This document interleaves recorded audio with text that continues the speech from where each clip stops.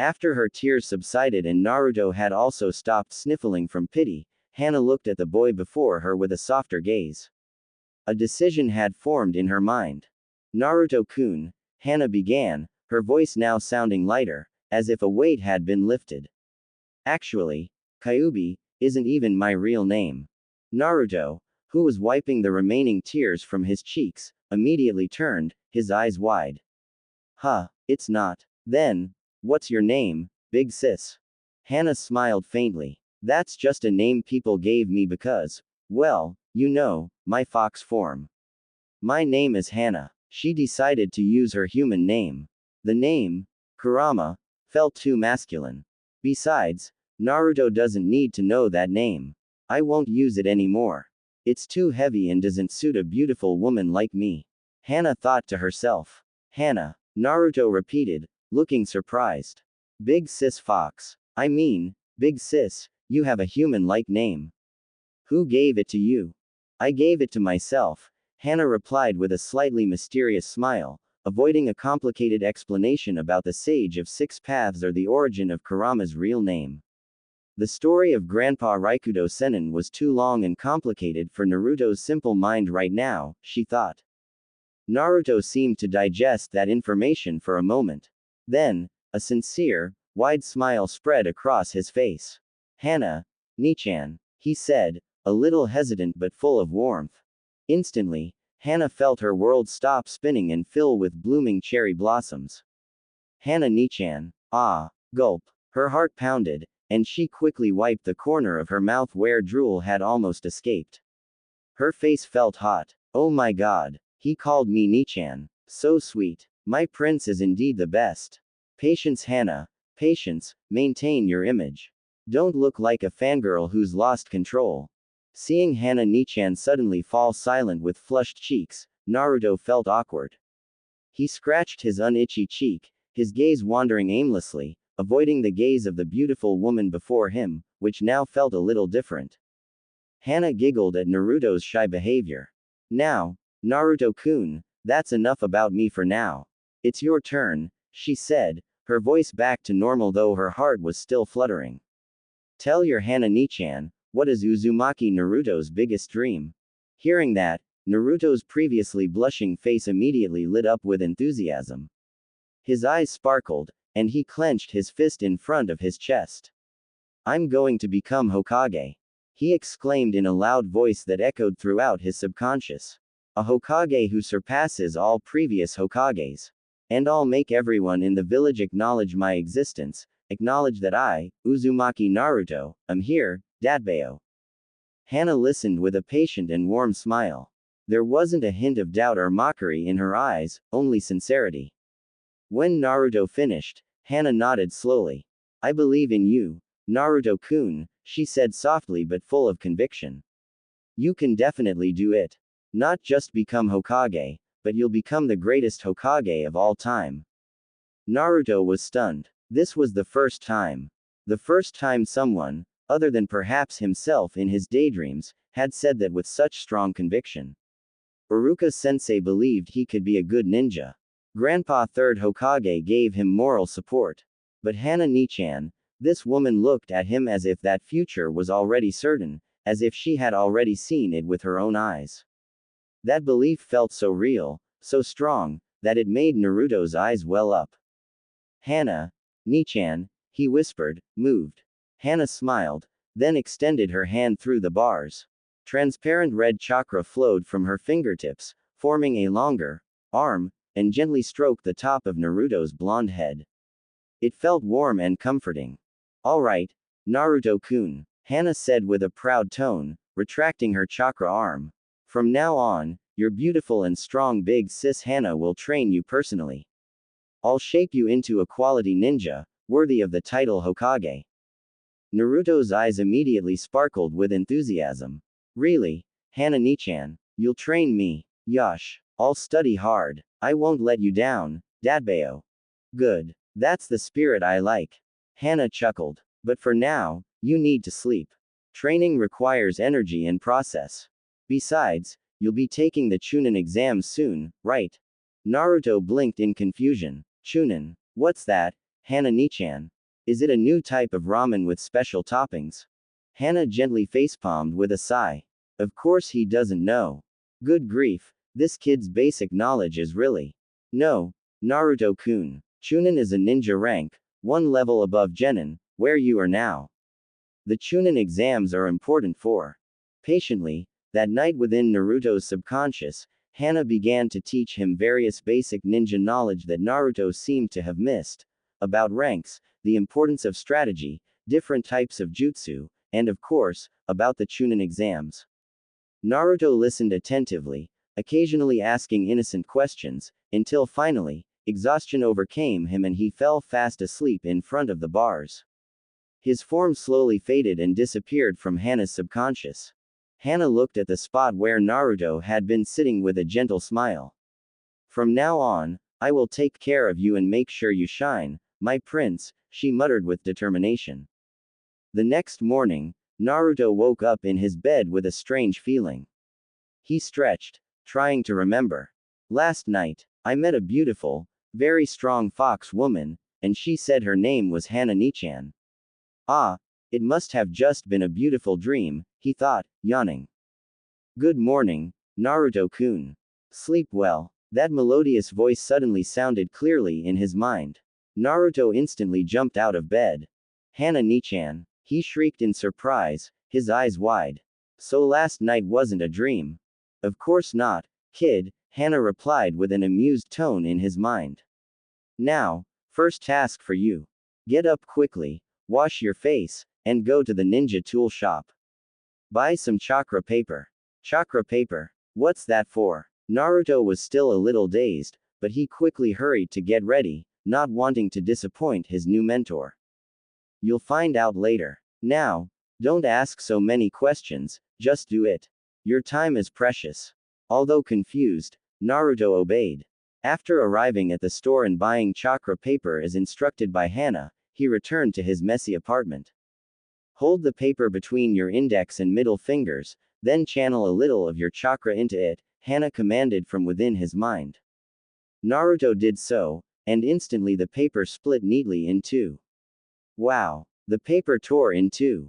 What does this mean, Hana-nichan? He exclaimed in amazement. It means your natural chakra affinity is wind, Naruto-kun, Hana explained with a satisfied tone. A sharp element, capable of cutting and piercing, very suitable for your head-on fighting style. If honed properly, this will become an incredible power. Wind. Cool. Dadbao. Coincidentally, Team 7 had no missions that day, so Hana immediately took over Naruto's training schedule. Alright, Naruto-kun, since it's a day off, we'll start basic training to hone your wind affinity. Go to the forest, find lots of fresh leaves, and try to cut them in half using only your chakra. Place the leaf between your clasped palms, focus your chakra there. Naruto was excited, but after hours of trying in the forest, he couldn't cut a single leaf. The leaves only wrinkled slightly or didn't react at all. He started to get frustrated. This is so hard, Hana-nichan. The leaves won't cut, Dadbao. I keep running out of chakra. Don't give up so easily. Hana chided from within his mind, but her tone remained patient. Controlling chakra nature is difficult. Remember when you practiced walking on water? You have to feel the flow of your chakra. Now, imagine your chakra in your hands becoming thinner, sharper like a knife. Let's do this. Use your Kage Bunshin no Jutsu. The more of you training simultaneously, the faster you'll get the feel for it, and all the experience and fatigue from the clones will be absorbed by you when they disappear. Your training efficiency will increase drastically. Kage Bunshin. To cut leaves. Naruto tilted his head, confused, but he had already begun to trust Hana-nichan completely. Alright, I'll try. Kage Bunshin no Jutsu. Poof, poof, poof. In an instant, dozens of Narutos appeared and immediately spread out in the small training area in the forest. Each Naruto took a leaf and began to concentrate fully. Every time a clone ran out of chakra and disappeared in a puff of smoke, the original Naruto would feel a little tired and get a flash of that clone's experience. He would make new clones, try again, and again, and again. The process continued until late afternoon. The original Naruto had fallen sitting several times due to exhaustion from the transfer of experience from his clones. However, he didn't give up. Finally, as the sun began to tilt westward, one of his clones shouted, "I did it! I managed to cut it, Datbeo." Instantly, all the other Narutos, including the original Naruto, turned. Sure enough, in that clone's hand, a leaf was perfectly split in two. Soon after, another clone succeeded, then another, and another. In an instant, the group of Narutos in the forest cheered joyfully, jumping up and down to celebrate their small but very significant success. The original Naruto smiled widely, feeling immense pride and exhaustion. "I did it, Hana Nichan," he exclaimed in his mind. When Naruto finally returned to his now tidier apartment, the rather pleasant aroma of his own cooking welcomed him. After a filling dinner and a warm bath, during which Hana, of course, quickly covered her view in Naruto's mind, though a faint smile and a subtle blush might have been hidden behind the fingers she used to cover her eyes, Naruto re-entered his subconscious. Hana was already waiting for him, sitting gracefully within her seal. Her cheeks were still slightly flushed, recalling the incident in the bathroom earlier. "Ahem. Are you done, Naruto-kun?" She cleared her throat, trying to sound professional. "All right, let's continue your lesson." "Ready, Hana Nichan," Naruto replied enthusiastically. "Since you've begun to understand how to manipulate your wind chakra for cutting, today I'll teach you your first real wind jutsu," Hana said, her eyes sparkling with enthusiasm. "Its name is Futon. Repusho, wind style, gale palm. It's a very useful basic jutsu." She stood up. "Next, you must watch my hand seals carefully." After that, she began to demonstrate the hand seal movements. The speed of the hand seal formation was very slow, as if every small movement was deliberately slowed down just to allow Naruto to see every step in detail clearly. Naruto watched Hana's hands intently, not daring to be distracted for even a moment, and mimicked her movements with full concentration. After a while, he managed to complete the sequence of hand seals simultaneously with Hana. "Good, Naruto-kun. You learn quickly." Hana nodded in satisfaction. She then took a breath, focused her chakra, and thrust her palm forward. Futon. Repusho. A small but concentrated gust of wind shot from her palm, making the water beneath Naruto's feet ripple slightly. "Whoa!" Naruto's eyes sparkled. Hana then patiently explained the principle of the Futon Repusho jutsu while Naruto was still memorizing and practicing the hand seals. The principle is to condense wind chakra in your hand, or it can also be from your mouth after forming the seals, then release it as a concentrated wave of wind pressure. Its power depends on how much chakra you channel and how well you condense it. After several attempts and with Hana's guidance, Naruto finally succeeded. Futon Repusho. A very weak gust of wind, almost like a normal puff of air, came out of his palm. "I did it, Hana Nichan. Although it's really small," Naruto said, a little disappointed with the result. "That's already very good for a first attempt at an elemental jutsu," Hana encouraged. "Remember, Naruto-kun, foundation is the most important thing for a ninja. Those dazzling and powerful jutsu are just additions that come from a solid foundation. For now, rest. You can learn this jutsu slowly in between your missions and physical training." From that moment on, the next day and the days that followed, Naruto's life underwent significant changes. He trained his physique more intensely in the morning before team meetings, even before the sun had fully risen. After missions with Team 7, he would spend his afternoons in the forest learning his wind jutsu under Hana's direction. Not forgetting, Naruto also began to take his nutritional intake seriously. He bought fruits, vegetables, and fresh meat according to Hana's recommendations. After several attempts that ended with a slightly burnt kitchen or dishes with a, well, unique taste, Naruto could finally cook decent meals, some of which were even quite tasty. Although Hana Nichan often nagged him from within his mind to reduce instant ramen and prioritize a balanced diet, "Naruto-kun, how many times do I have to tell you, vegetables are important. Your brain needs nutrients, not just noodles and MSG, Naruto never complained. Instead, a warmth spread through his chest every time he heard that nagging. It felt good to have someone who genuinely cared and paid such close attention to him. Naruto's teammates certainly noticed the subtle changes in him. Sakura Haruno was confused because Naruto was no longer as annoying or constantly seeking her attention in silly and noisy ways. He seemed more focused, though still often clumsy. But, Sakura's thoughts were mostly on Sasuke-kun, so she didn't think much further about it. Maybe he finally realized I'll never look his way, Sakura thought occasionally.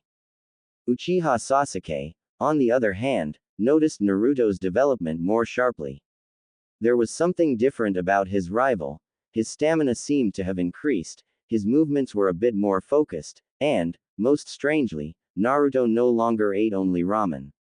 Though he was very reluctant to admit it, if anyone paid the most attention to the details of Naruto's changes, it was Sasuke. A faint frown often appeared on his forehead when he saw Naruto training alone more diligently than usual.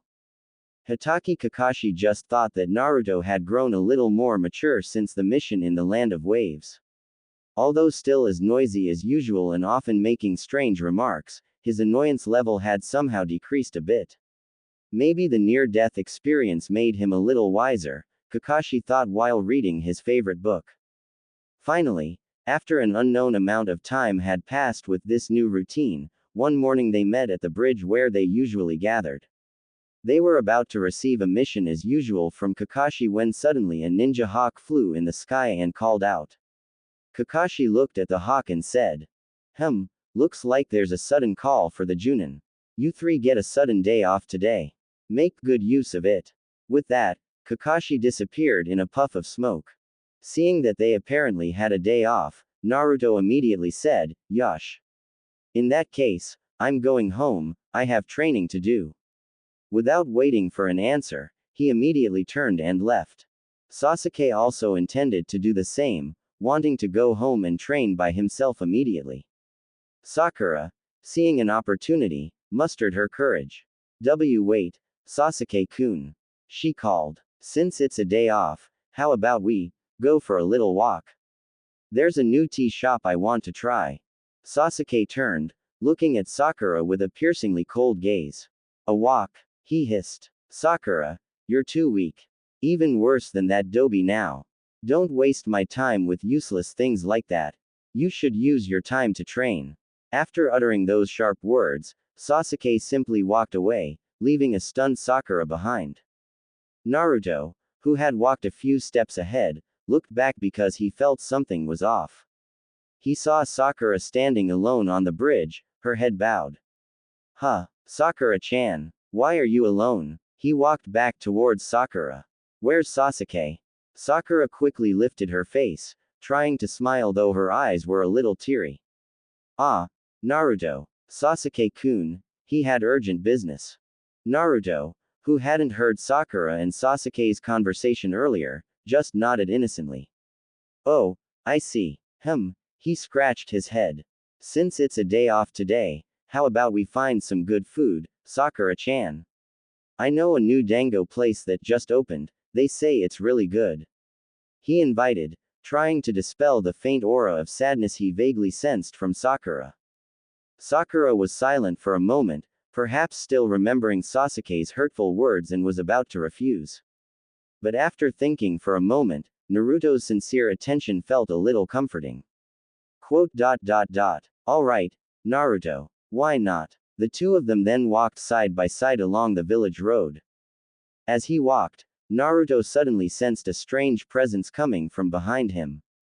He looked back and saw a rectangular rock with clear edges and corners following them slowly. This rock had a strange shape. Not only was it rectangular, but there were also two small peepholes on top. It looked very odd. Naruto lifted his lips slightly, smirking. In his mind, Hana also giggled. Kids these days, Hana thought. This is definitely no ordinary rock, Naruto thought. Who else could pull off such a silly trick besides those little devils? So, he deliberately shouted loudly, Whoa! How can there be a square rock with two small holes like that in the middle of the road? So weird. As soon as he finished speaking, loud laughter was heard from behind the rock. Ha ha ha. He's indeed worthy of being my chosen one. He's indeed worthy of being my rival. Immediately after, the strange rock exploded with a poof, creating a cloud of dust and thick smoke. In the midst of the smoke, three small figures were vaguely visible, coughing continuously. Cough, cough, cough. We used too much gunpowder, Konohamaru-kun. One voice complained. Quiet, Udon. This is part of the dramatic effect. Another voice retorted.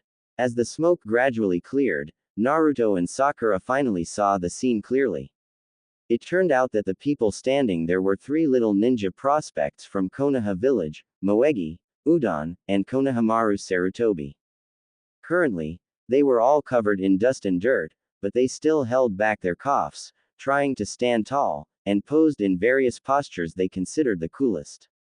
Moegi placed her hands on her hips confidently and said in a high-pitched voice, Adult Kunoichi charm, Moegi is here.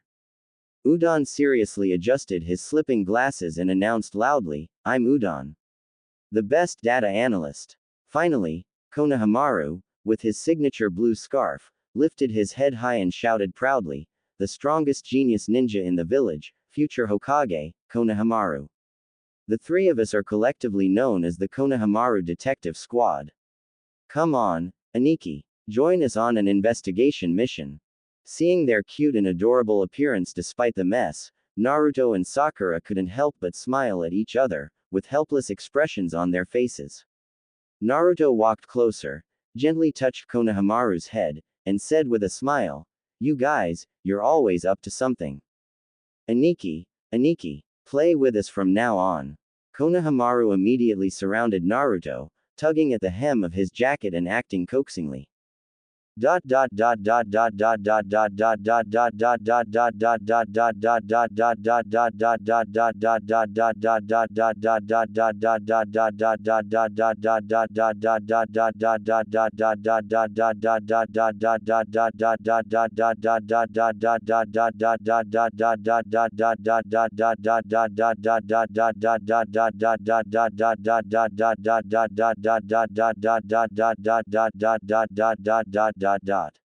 Naruto looked uneasy, scratching the back of his unitchy head.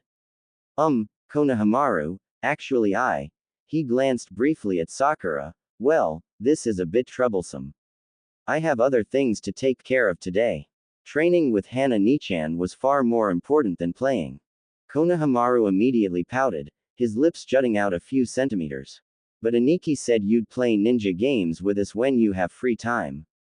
This is free time, core. He whined, unwilling to back down. At that moment, Sakura, standing beside him, folded her arms across her chest and sighed. HMPH. What's the point of real ninjas playing ninja games? We should all be training our ninjutsu more if we want to get strong, she complained helplessly, though her words were more directed at herself after Sasuke's earlier remark. Suddenly Moegi, her eyes sparkling with curiosity, pointed towards Sakura. Aniki Naruto, who is this beautiful big sister? Is she a new member of our squad? Hearing this, Konohamaru scrutinized Sakura from top to bottom, then looked at Naruto, then back at Sakura. A mischievous idea seemed to flash in his clever mind. Konohamaru's heart was moved, and he suddenly realized it, or so he thought. He. Konohamaru grinned mischievously, his eyes twinkling knowingly. Aniki Naruto is truly someone not to be underestimated. You've got a girlfriend, it seems. That sister, could she be Aniki's, this? Konohamaru cheekily held up his pinky finger towards Naruto, implying Sakura was Naruto's girlfriend. Udon next to him just nodded in agreement with a serious face. When Sakura saw this, she was initially stunned, not understanding. Then, as the meaning of the pinky finger sank in, her face instantly turned beet red like a boiled crab. What do you mean, you brat? She snapped, glaring at Konohamaru. She then turned to Naruto with a mixed expression of anger, embarrassment, and something else. Naruto himself felt his face heat up under Sakura's gaze. He scratched his unitchy head, unsure how to respond. Well, Konohamaru, he was about to say shyly, perhaps a little denying but also a little pleased. However, before he could open his mouth further, Hana's gentle voice sounded so clearly in his mind, like the whisper of a demon disguised as an angel. Era, so Naruto-kun has a girlfriend, huh? Fu, why wasn't Oni-chan told before? You two are so sweet, I'm curious how far your relationship has gone. Her tone sounded so sweet, yet Naruto felt a chill run down his spine. Naruto got a very bad feeling, though he didn't know exactly what it was. His reflexes worked faster than his brain. No, of course not, Konohamaru. He denied quickly and firmly, his face panicked. Sakura-chan is my friend. My precious teammate. Don't talk nonsense, Dadbao. She'll get angry, you know. A far cry from his original reaction in the anime, where he might have been shy or even a little pleased with the accusation. Sakura, who had been ready to throw a punch at Naruto if he responded wrongly, let out a sigh of relief unknowingly upon hearing Naruto's quick and firm answer. Thank goodness he denied it. But somehow, there was a slight, strange feeling. Like a small pinch in her heart. No way, I like Sasuke-kun. Don't think such things, Sakura. She quickly pushed that strange thought far away. Konohamaru just shrugged disappointedly. HMPH, Aniki Naruto is boring. No fun. Then, his face brightened again. But come on, Aniki. Just play ninja for a little while. Yeah, we haven't played in so long. Moegi and Udon nodded in agreement. Naruto sighed softly. Alright, just for a little while, okay. Yaaaay. Konohamaru, Moegi, and Udon immediately cheered with delight. You guys be the villains, Aniki Naruto, big sis Sakura. Catch us if you can. The three kids immediately ran off at full speed down the village streets, laughing merrily. Naruto turned to Sakura with a resigned expression. Looks like we don't have much choice, he said with a faint smile. Sakura, for some reason, felt a little lighter and smiled faintly too. Well, consider it a warm-up. The two of them then began to chase the three kids at a leisurely pace, letting them run a little way ahead. However, the fun didn't last long. A moment later, Konohamaru, who was running at the front while looking back to tease Naruto, without watching the path ahead, suddenly. Thud. Ouch. Konohamaru yelped in pain. Konohamaru. Moegi and Udon exclaimed in unison, stopping their run. Konohamaru had bumped hard into someone, causing himself to be thrown back and land sitting on the ground. The person he had collided with was a man dressed all in black with strange purple stripes on his face and seemed to be carrying a large bundle covered in bandages on his back. Beside the man walked a girl with pale blonde hair tied into 4 pigtails, carrying a large folded iron fan on her back. Both of them clearly didn't look like they were from Konoha. Chunin exams. The man with the purple face paint snorted angrily. Kid, that really hurt, you know. Roughly, he reached out and gripped Konohamaru's collar, lifting him easily as if Konohamaru were nothing more than a rag doll. At that moment, Konohamaru was like a pitiful little chick, his legs kicking panically in the air, struggling helplessly. Kankuro, stop it. Don't cause trouble in someone else's village. The blonde-haired woman beside him said in a warning tone. However, Kankuro didn't seem to take his sister's words to heart at all. He was still staring at the struggling Konohamaru in his hand, a cruel smile etched on his face, a dangerous glint flickering in his eyes. Sakura immediately stepped forward, her face pale. We're sorry. This kid didn't mean to. She looked at Kankuro with a guilty expression then bowed her head deeply to apologize sincerely. Please let him go. However, Kankuro was not moved at all and didn't seem to appreciate Sakura's kindness. He still held Konohamaru tightly and wouldn't let go, his grip even tightening, making Konohamaru cough. HMPH, before those annoying people from your village come here, why don't you let me have a little fun with these brats first? Kankuro put on a fierce expression, looking cruelly at Naruto and Sakura standing before him. Hey, we've all apologized to you sincerely, isn't that enough? Sakura frowned, starting to feel annoyed and a little scared by the threatening aura from the man in front of her. At this moment, a figure shot out like lightning from Sakura's side. It was Naruto. Without a word, Naruto reached out and quickly grabbed Kankuro's wrist that was gripping Konohamaru. Then, with a bit of focused strength, a result of his physical training with Hana, Kankuro felt a strong grip and sudden pain in his wrist, making him reflexively release Konohamaru. Naruto deftly caught Konohamaru before he fell. Damn it! Who are you, brat? Kankuro growled angrily while shaking his aching wrist. How dare you interfere in my business? Are you also a genin from this weak Konoha village? He asked loudly with wide eyes, staring at Naruto who had suddenly appeared and was now standing protectively in front of Konohamaru. However, Naruto ignored his question and turned, calming the still shocked Konohamaru. Hey, brats, all of you hide behind me, he said in a calm but firm tone. Hearing Naruto's words, Konohamaru, Moegi, and Udon rushed to hide behind Naruto and Sakura, looking fearfully at Kankuro. Oh, how annoying. The girl with golden hair beside Kankuro, Tamari, saw this scene and shook her head helplessly. She then turned to the other side, as if ceasing to care about the situation here. I told you not to look for trouble, Kankuro. Just as Kankuro was about to unleash his anger on Naruto again and prepare to fight, a cold voice suddenly came from above. What are you doing in someone else's village? Causing a ruckus. This sudden voice startled everyone present. Then everyone turned towards the source of the voice and saw a figure suddenly appear on the branch of a large tree nearby. It turned out to be Uchiha Sasuke. Currently, Sasuke stood calmly on the tree branch, both hands tucked into his pockets, looking down at the people below with his typical flat expression. HMPH, I'm no longer interested in this brat.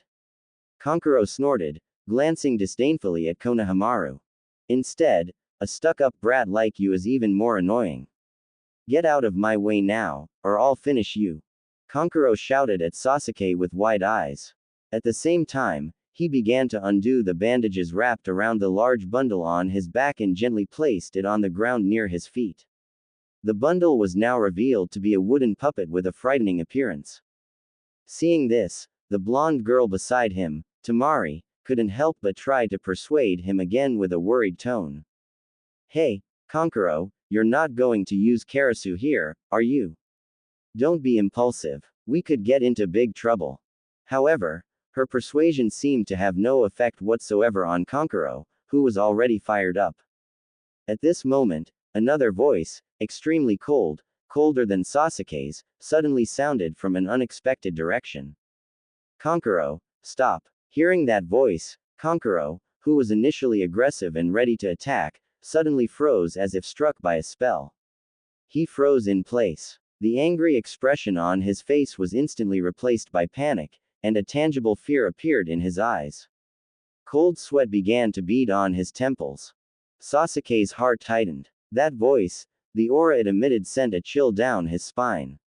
He immediately turned towards the voice, and to his astonishment, he found a boy with brick red hair, thick dark circles around his eyes, and the kanji for love, I carved on his forehead, had silently appeared on the tree branch behind him like a ghost. The boy carried a large gourd on his back and looked down with a terrifyingly blank expression. Seeing the red-haired boy's appearance, Kankuro didn't hesitate at all and immediately and decisively stopped all aggressive movements he was about to launch. His hand that was ready to control Karasu hung limply. When Naruto saw his opponent had stopped, he didn't take advantage of the situation to attack or pursue. Instead, he also chose to remain vigilant but didn't move forward, immediately retracting his battle-ready aura. For a moment, the entire scene turned deathly silent, as if the tense atmosphere earlier was merely an illusion. The red-haired boy, Gaara, leapt down from the tree lightly, landing silently between Kankuro and Tamari. He looked at Kankuro with a cold, disdainful gaze. You're just trash who only brings disgrace to our village. Why do you think we came all this way to Konoha? Gaara's tone was flat, yet filled with a veiled threat. Listen to me first, Gaara. These people, they started the trouble. Before Kankuro could finish his explanation, he was interrupted by Gaara again, this time with a more piercing voice. Silence, or I'll kill you. I know, Gaara. I'm really sorry. I won't do it again. Kankuro was so terrified that he waved his hands frantically, his body trembling slightly. Tamari beside him could only smile wryly at her brother's behavior. Gaara then gave up on scolding Kankuro further and jumped to the ground, preparing to take Kankuro and Tamari away, but was stopped by Sakura, who bravely took a step forward. Wait, Sakura exclaimed. Judging by your forehead protectors, you are ninjas from Sunagakur, the hidden sand village, right? Gaara, Kankuro, and Tamari turned to her. The land of wind and the land of fire are indeed allies. Sakura continued, her voice trembling slightly, but she tried to be firm. But the treaty prohibits you from entering another country's territory at will without official permission. Tell us your purpose for coming to Konoha. Although she was scared, especially of Gaara's terrifying aura, as a Konoha genin, she felt she had a responsibility to think about the village's safety. Well, the presence of Sasuke and Naruto, who seemed stronger than usual, gave her a little confidence, but Sakura would never admit it. Tamari chuckled at Sakura's question. Is this what they mean by, the darkest place is under the lamp? Don't you know anything? As you said, we are hidden sand genin from the land of wind. We came here to participate in the Chunin selection exams together. Here's the proof. While speaking, Tamari took out a pass from her pocket and showed it to everyone. The doubt on Naruto and Sakura's faces vanished. Chunin exams. Hana Nichan had told him about this. Just as the three members of the Sand Village group turned and were about to leave, suddenly another voice was heard, stopping them again. And this time, the person speaking was actually Sasuke. Sasuke crossed his arms over his chest and said in his typical arrogant tone. Hey, you with the gourd on your back, tell me your name. He stared at Gaara with his sharp eyes, as if wanting to see what lay behind the boy's blank gaze. Hearing this, Gaara slowly stopped, then turned slightly and looked at Sasuke with an extremely cold, emotionless gaze. Then, he answered expressionlessly. Sabaku no Gaara. Just 3 words, but filled with an indifference and detachment that sent shivers down one's spine. He also looked at Uchiha Sasuke. Sasuke lifted the corner of his mouth slightly, revealing a thin, proud smile. Alright, I'll remember. My name is Uchiha Sasuke. His tone was firm and strong, displaying great confidence as an Uchiha. As Naruto was about to open his mouth, perhaps to ask if they weren't curious about his name too, or perhaps to chime in after Sasuke, Hana's voice sounded in his mind again, this time with a more serious tone than usual. Naruto-kun, you should be careful of that red-haired boy. Naruto was stunned by Hana's serious tone and didn't get to open his mouth. Careful? Why, Hana Nichan? He asked inwardly. That boy, he's like you, Hana answered briefly. Naruto frowned, his face looking confused. What do you mean, like me? How could I be as cold and emotionless as him, Dadbao? Hana seemed to facepalm inside Naruto's mind. Oh, good grief, I'm not talking about your personality, Naruto-kun. I mean, there's a creature similar to me sealed within his body. But of course, not as strong, as intelligent, or as beautiful as I am. After saying that, Hana seemed to puff out her chest proudly in Naruto's mind, asserting that she was far more superior than the thing inside the red-haired boy. After the genin from Sunagakur had truly left, the atmosphere became a little awkward.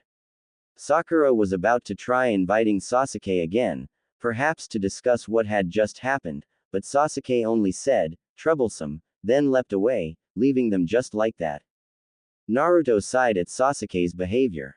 He then turned to Konohamaru and his friends, who still looked a little scared. Well, since everything's settled, how about we continue with our original plan? Dango. Konohamaru, Moegi, and Udon immediately cheered happily, forgetting the tense incident. Finally, Naruto invited Konohamaru and his friends to follow Naruto and Sakura to the dango shop he had mentioned earlier, while continuing to listen to Hana explain more about Biju and Jinchuriki in his mind. The day's adventure turned out to be far more interesting than he had imagined. The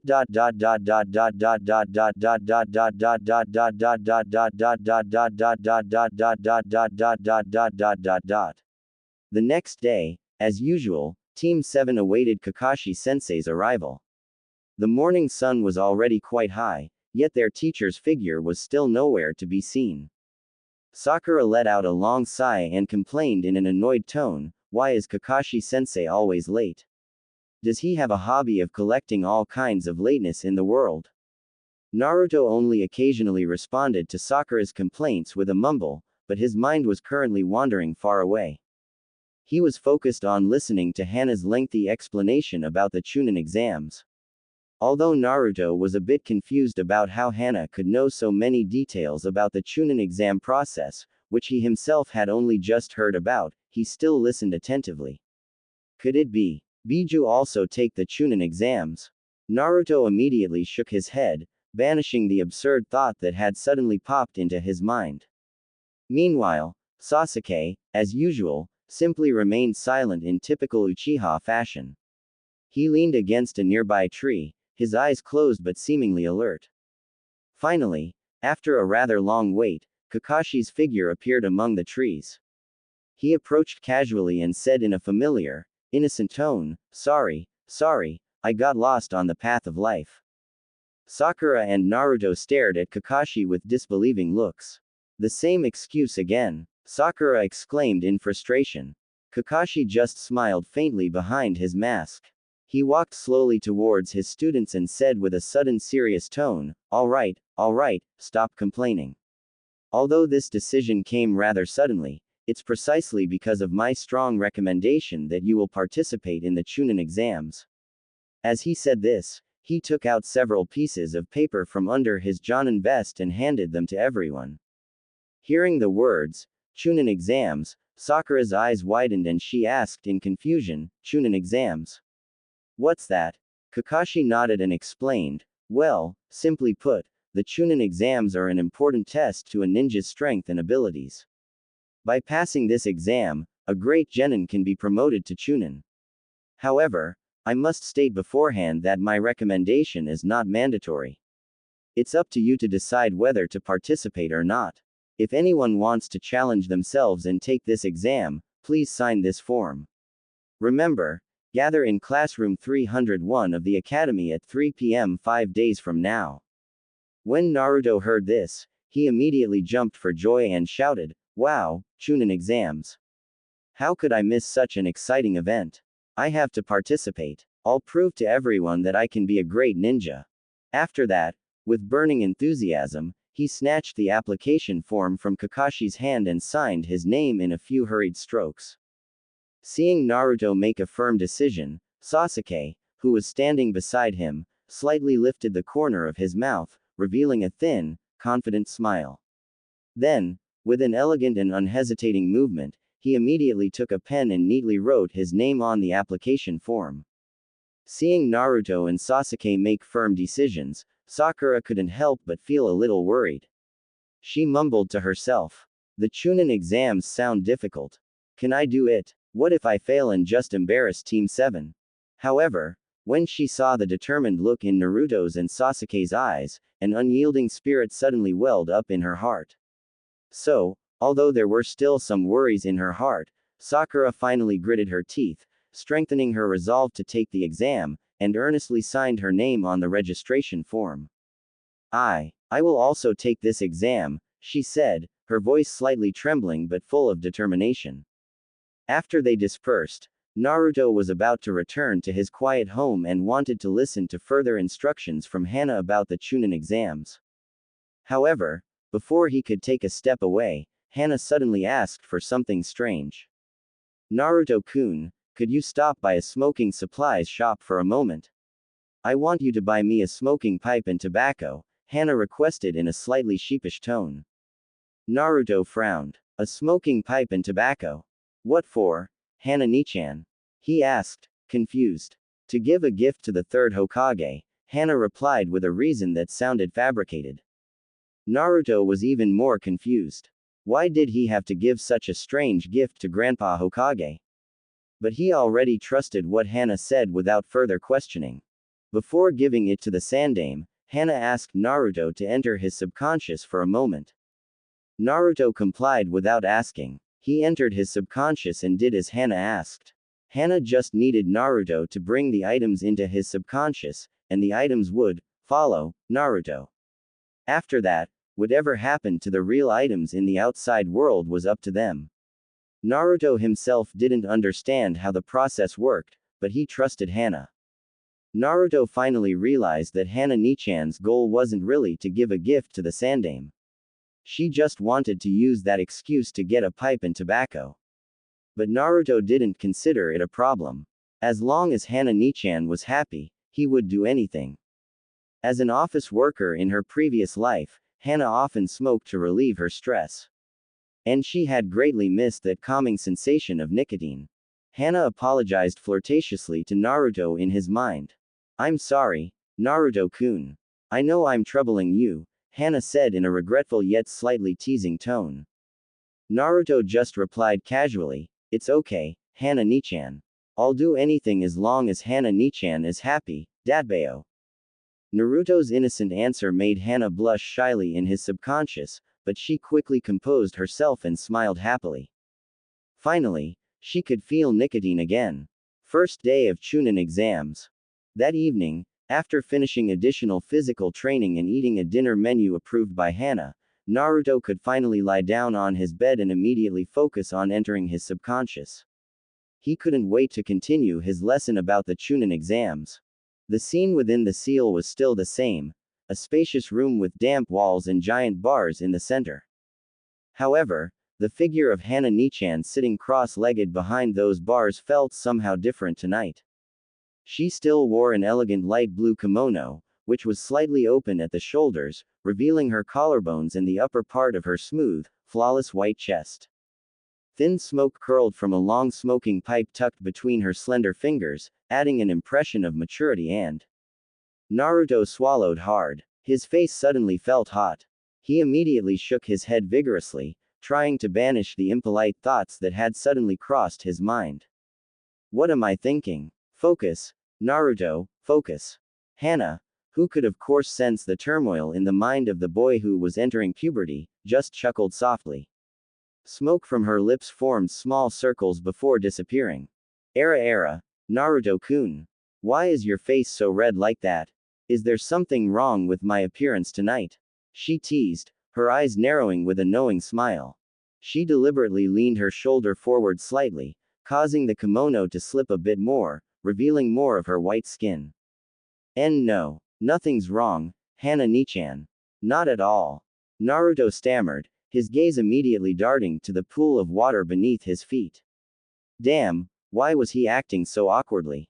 Foo, really? Hana giggled again, enjoying Naruto's panicked expression.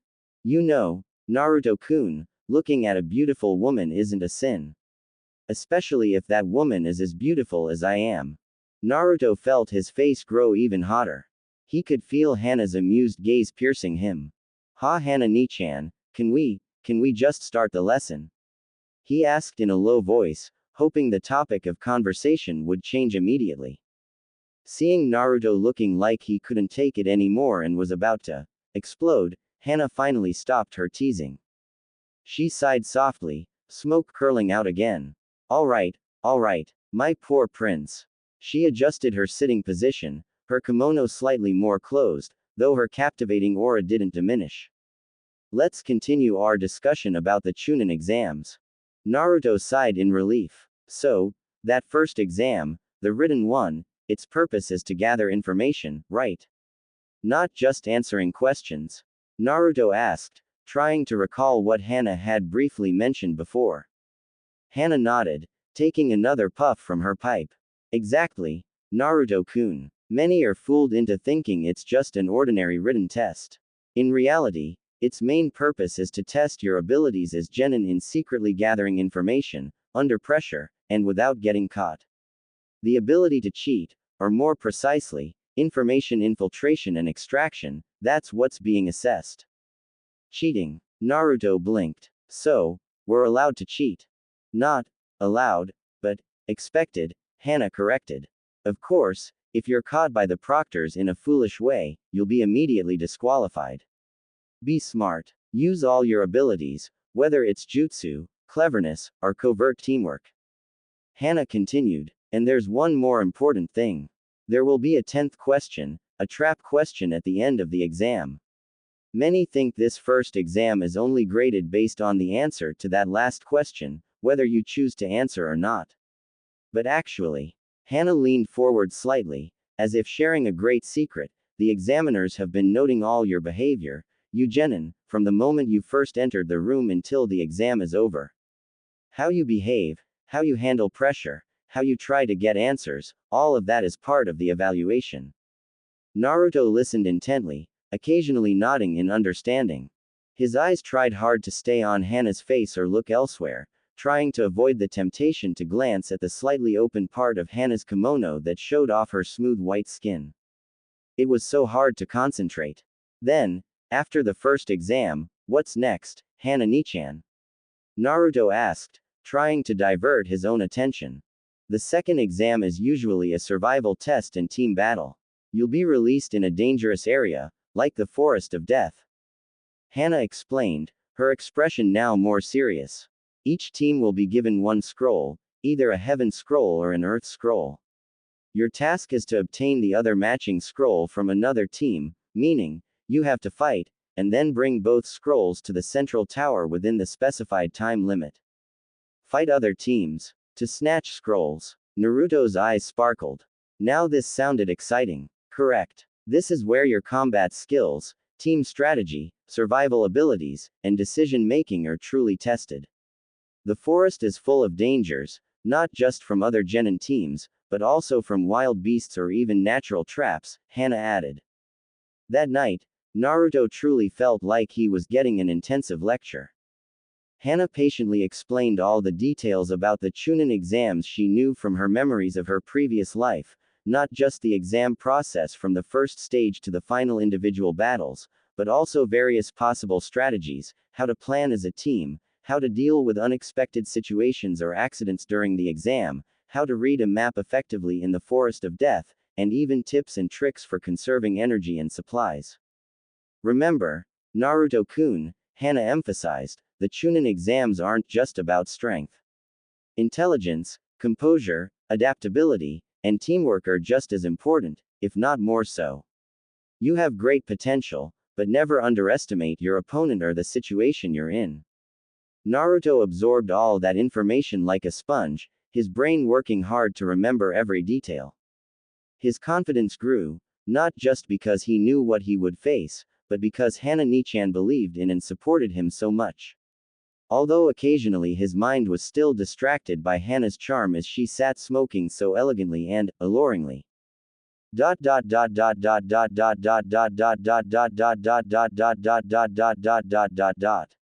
Finally, the time came to submit the Chunin exam registration forms.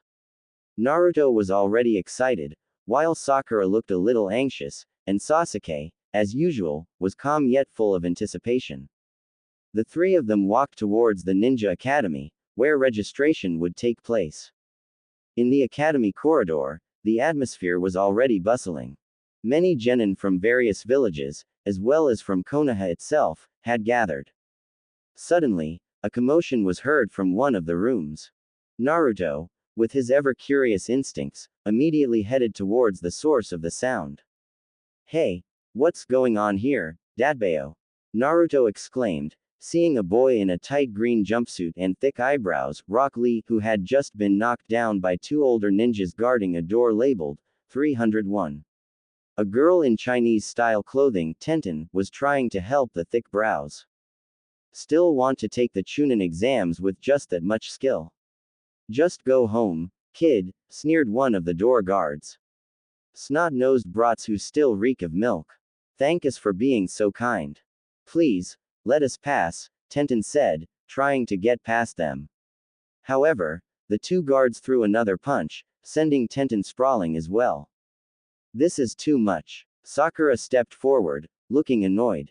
Naruto-kun, be careful. There's something strange about those two guards in this room, Hana whispered in Naruto's mind. Naruto frowned slightly, sensing something was amiss. What did you say? Listen carefully, one of the guards said condescendingly, this is our form of kindness. The Chunin exams are tough. Many ninjas fail and lose their spirit. A Chunin is a team leader, responsible for the lives of their members. Can brats like you handle it? If you're not capable, it's better to back down now. Is there anything wrong with that? Huh, hitting people and then making excuses. Naruto shouted back, his anger rising. There's some truth to your words, but we still have to pass, Sasuke said coldly, stepping forward with Naruto and Sakura. Naruto-kun, this is an illusion, Hana said again. A simple genjutsu to filter out those who aren't observant. The real room is on the third floor. Naruto smirked. Get rid of this cheap genjutsu already. We're heading to the third floor. He exclaimed loudly. Oh, not bad, you noticed, one of the guards smirked, slightly surprised. Sasuke turned to Sakura. Sakura, how about it? You must have been the first to notice, right? Your analytical skills and understanding of genjutsu are the best in our year. Ah, thank you, Sasuke-kun. Sakura's face flushed slightly at the praise. She tried to compose herself. Of course, I noticed it earlier. Because this is the second floor. As soon as Sakura finished speaking, the illusion around them disappeared. The room number 301 changed to 201. Not bad, but just seeing through it isn't enough, the guard said, then dashed to attack Sasuke. Sasuke immediately prepared to retaliate. Suddenly, a green shadow shot between them. Rock Lee, who had been lying, was now standing and with incredible speed, blocked attacks from both sides. Naruto himself was surprised by Lee's speed. Hey, this isn't what we agreed on, Lee. You said you wouldn't draw attention. A boy with long hair and Byakugan eyes, Neji Hyuga, walked over with Tenten. But, Rock Lee's face suddenly turned red. He ignored Neji and walked steadfastly towards Sakura. My name is Rock Lee. You're Sakura, right? Will you be my girlfriend? I will protect you until I die. No way. Sakura flatly rejected him with a horrified look. Rock Lee immediately looked dejected. Naruto, seeing this, couldn't help but laugh. Hey, you over there.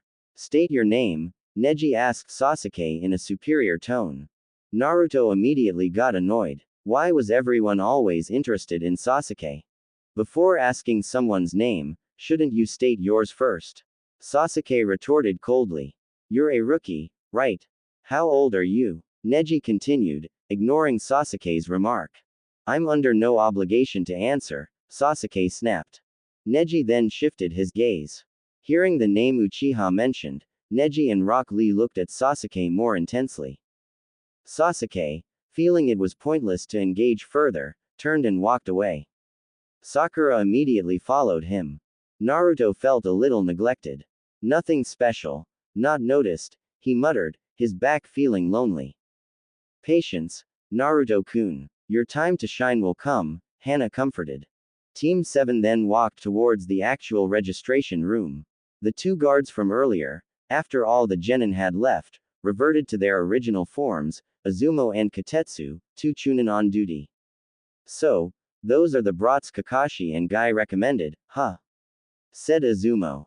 Looks like this year's Chunin exams will be interesting, Katetsu chimed in. As Team 7 was walking down the corridor towards the real registration room, Rock Lee suddenly appeared and blocked their path. You with the sharpest gaze, wait a moment. Lee exclaimed, pointing at Sasuke. Team 7 stopped. Sasuke turned. What is it? Will you fight me, right now? Lee challenged, looking straight at Sasuke. He then jumped down from the second floor railing to the ground floor where Team 7 was. Fight here? Sasuke was slightly surprised. Yes. My name is Rock Lee. When asking for someone's name, you should state your own first, right? Uchiha Sasuke. So you already knew, Sasuke said flatly. I want to duel with you. With the last descendant of the genius Uchiha clan. I want to know how far my abilities can go against you. And also. Lee turned to Sakura, his eyes sparkling. Sakura-san, I like you. Sakura immediately shuddered in horror and took a few steps back. No way. Your eyebrows are so thick, your hairstyle is weird, and your eyelashes are droopy too. There's nothing I like about you. Fufufu, a resounding rejection, Hana giggled amusedly in Naruto's mind. Sakura-san. Love. Lee winked, as if sending a flying love heart. Sakura became even more frightened. Had enough playing around, Sasuke said impatiently, stepping forward. You're challenging me because of the Uchiha name, right? Let me make it clear, you really don't know anything. Let me show you what this name means. Hearing Sasuke's words, Lee smiled broadly. Of course, I'll gladly wait. Finally, I can fight the top graduate of this year. Guy-sensei, I will definitely prove my strength. The two prepared to fight. Naruto, who had been itching to show his strength and was annoyed that all the attention was always on Sasuke, clenched his fists.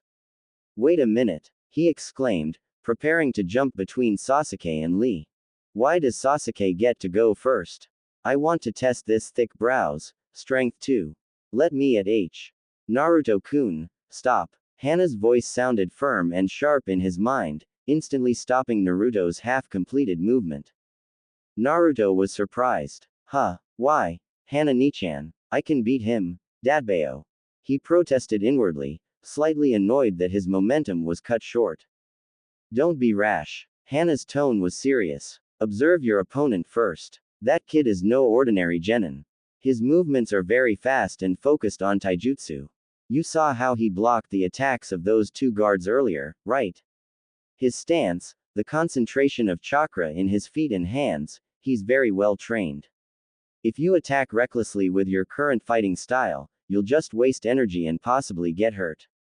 Naruto frowned, trying to suppress his annoyance. He trusted Hana-nichan, but his ego as a ninja wanting recognition was a bit bruised. But. No buts, Naruto-kun, Hana cut in. This is a good opportunity for you to learn. Watch how Sasuke fights him. Study his movements, analyze his strengths and weaknesses. Observing other people's fights is also part of training. You'll learn more by observing than by rushing in unprepared and losing ridiculously. Trust me. Naruto sighed softly. Although there was still a bit of resentment because he couldn't act immediately, he knew Hana-nichan was right. So far, Hana's advice had always helped him become stronger. Obediently, though somewhat reluctantly, Naruto lowered his fists and took a step back, giving space for Sasuke and Lee. He wore a pout, but his eyes were now focused on observing his two potential opponents. Why, Dobi? Scared? Sasuke sneered briefly, seeing Naruto suddenly back down. Shut up, Tem. I just want to see how well you can fight him. Naruto retorted sharply, hiding the real reason. Sakura looked at Naruto with surprise. It wasn't like Naruto to back down from a chance to show off. Hana smiled faintly in Naruto's mind. Good boy. Now, open your eyes wide, Naruto-kun. There's a lot you can learn from this fight. With Naruto now an observer, the fight between Sasuke and Lee began.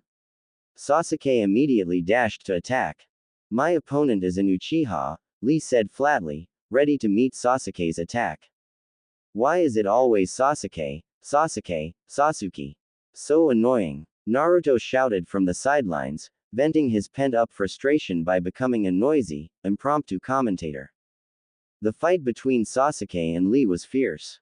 Lee, as Hana had analyzed, initially used only one hand to parry all of Sasuke's punches and kicks, then with a single, Konoha Reppu, Leaf Gale, a low sweeping kick, Sasuke nearly lost his balance.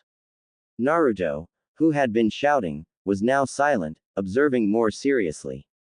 See, Naruto-kun, even Sasuke with his initial speed is having trouble breaking through Lee's defense, Hana whispered. I told you before, you won't be able to defeat me, Lee said, resuming his stance. Because right now, I am the strongest genin in Konoha. HMPH, interesting. In that case, let's prove it.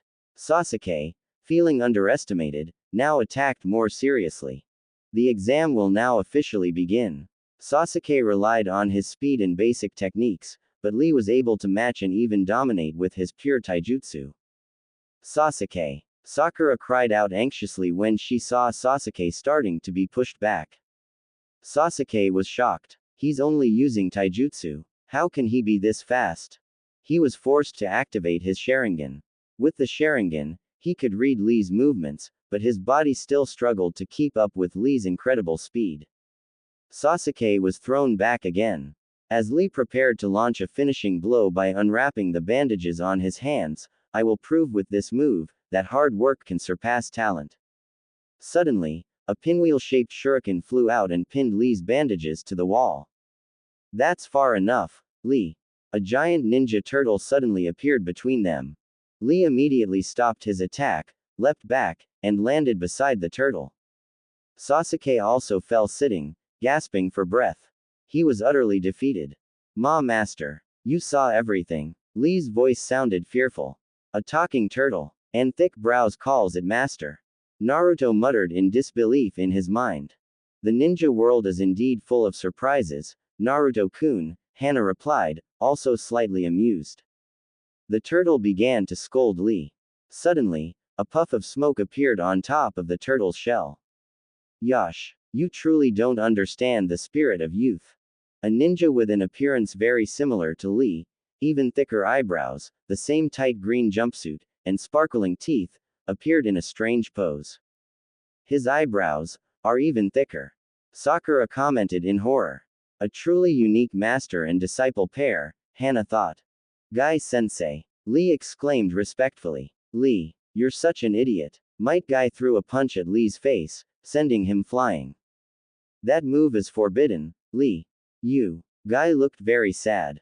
Guy-sensei. Lee immediately panicked. It's all right. Never mind, Lee. Youth is full of mistakes. Guy cried emotionally, hugging Lee. Sensei, you're so kind. Lee also started crying. In that case, as punishment, run 100 laps around the village facing the sunset. Yes, sensei. Wait. Sakura interrupted. What about the Chunin exams? The registration deadline is almost up.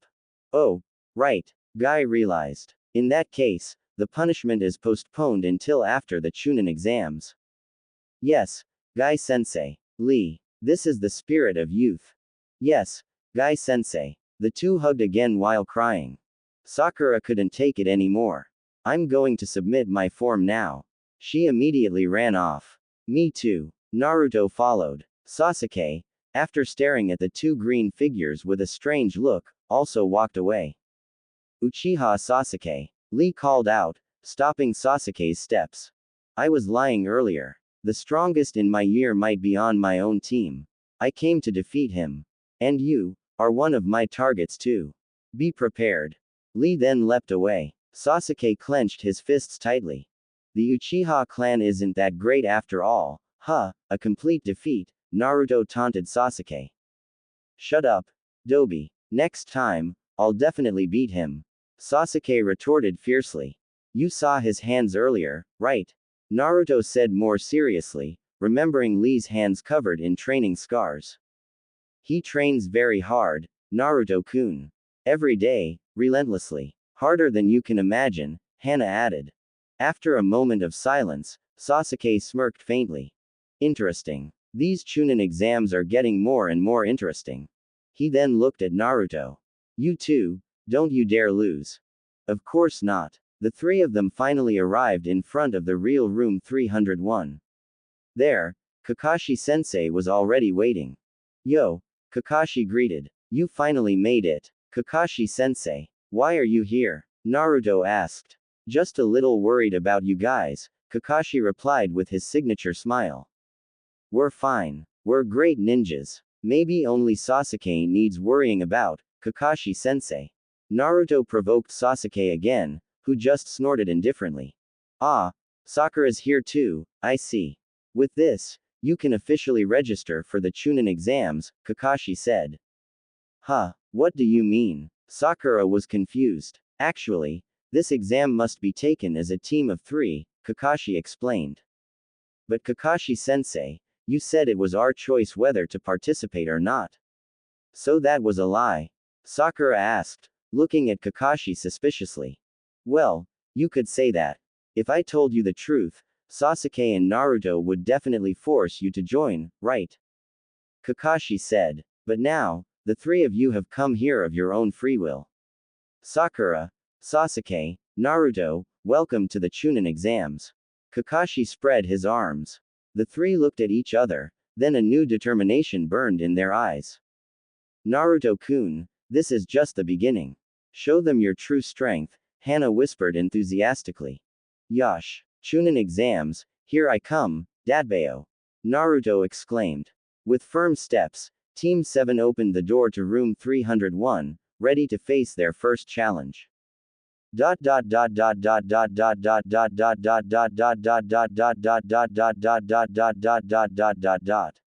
Pushing open the large door of room 301, Team 7 stepped inside. The atmosphere inside the room immediately felt different. Dozens of pairs of genin eyes from various villages stared at them, some with curious gazes, others with undisguised hostility. The air felt heavy and full of pressure. Naruto, as Hana Nichan had told him many times, tried hard to behave well and not be noisy. Remember, Naruto-kun, Hana's voice echoed in his mind moments before they entered, first impressions are important. Don't shout or act silly. Observe your surroundings calmly. These Chunin exams are not a playground. Usually, Naruto would immediately shout to find his classmates from the academy, Shikamaru, Choji, Kiba, Shino, Hinata, and possibly cause a bit of a commotion. The desire for a brief reunion with his academy friends was there, especially after not seeing them in such an atmosphere for a long time. However, he knew now was not the right time. So, he just gave a faint smile and a brief nod to a few familiar faces, then followed Sasuke and Sakura to find a place to await further instructions.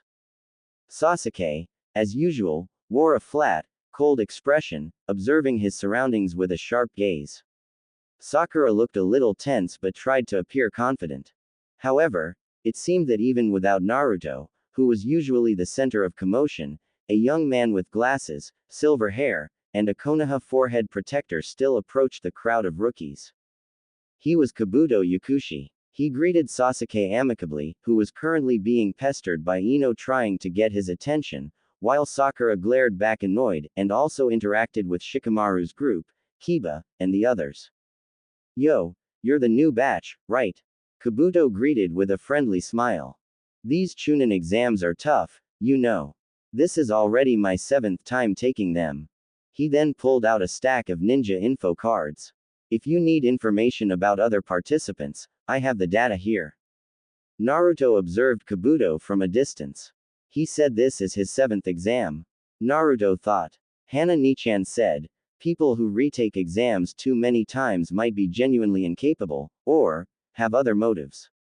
Naruto decided to keep his distance and just observe. Everything proceeded as Hana knew from the anime, until finally, a man with a face full of scars and an intimidating gaze entered the room, followed by several Chunin. His presence instantly silenced the entire room, which had been somewhat noisy. He was Morino Ibiki, the proctor for the first stage.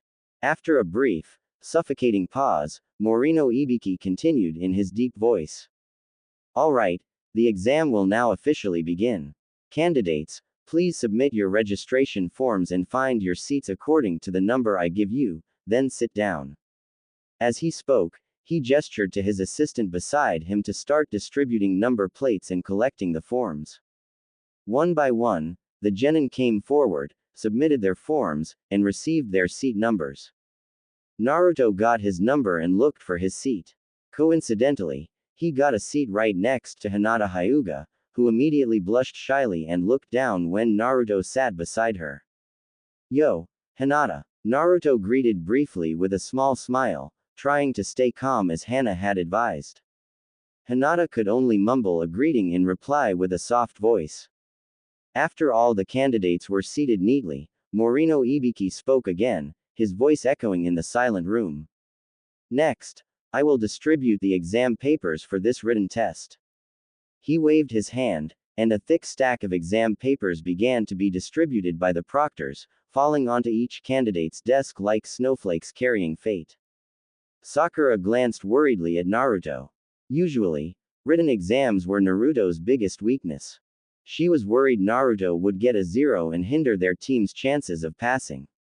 But, after seeing Naruto's face, which looked so calm and focused, unlike his usual panicked or complaining self, Sakura was a little surprised.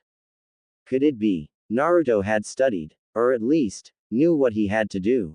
Somehow, seeing Naruto's unusual calmness, Sakura decided to trust her teammate this time.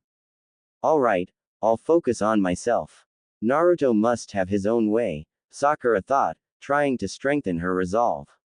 Number 59, number 41, number 23, eliminated. Slowly but surely, the voices of the proctors announcing participant eliminations became more frequent in the tense examination room. The exam papers seemed to be an invisible battlefield. However, the 9 rookie genin from Konoha appeared relatively calm, each using their own unique skills to try and obtain answers. Only Sakura stood out because she was genuinely working through the questions with her own ability. The top student in theory was truly exceptional. Currently, the only sound remaining in the exam room was the scratching of pencils on paper as candidates tried to answer. However, hidden beneath that concentrated silence, various impressive ninjutsu for gathering intelligence were in action. Neji's Byakugan, Sasuke's Sharingan, Kiba's Akamaru, Shino's insects moved silently collecting information, sound waves from the Otogakur genin were used for communication, and Tenten skillfully used threads and ninja tools to cooperate with Lee to obtain information. Ino, of course, used her Yamanaka clan's signature jutsu to possess someone else's mind, Sakura's. Swish. A kunai shot out accurately, narrowly grazing Naruto's face and embedding itself hard into the exam paper of the ninja sitting behind him. Naruto's heart momentarily pounded. Number 27. You've made 5 mistakes. You're out. A proctor's voice sounded cold and merciless. And this person's 2 teammates, leave the examination room now. Naruto panicked for a moment, imagining his team would fail because of him. However, he quickly calmed down when he heard Hana's gentle voice in his mind. Calm down, Naruto-kun. This is part of the test. Don't let this pressure control you. Remember what we discussed. As Naruto was about to try the strategy Hana had taught him to get answers, he noticed movement beside him. Hinata Hyuga, her face slightly flushed, carefully slid her answer sheet a little towards Naruto, as if by accident. Does this count as an intelligence gathering method too, Hana-nichan? Naruto asked inwardly, slightly surprised and confused by Hinata's action. Hana chuckled amusedly in his mind. Fufufu, you know, Naruto-kun, in the kunoichi class, at the academy, lessons in seduction and utilizing charm are part of the curriculum, you know. Perhaps your handsome face and charisma have unconsciously conquered Miss Hyuga's heart to the point she's willing to give you her answers. Who knows? Hana teased with an amused tone. Naruto's face immediately felt hot. Ha Hana-nichan. Don't say weird things. He tried to ignore Hana's teasing and focus on the situation before him.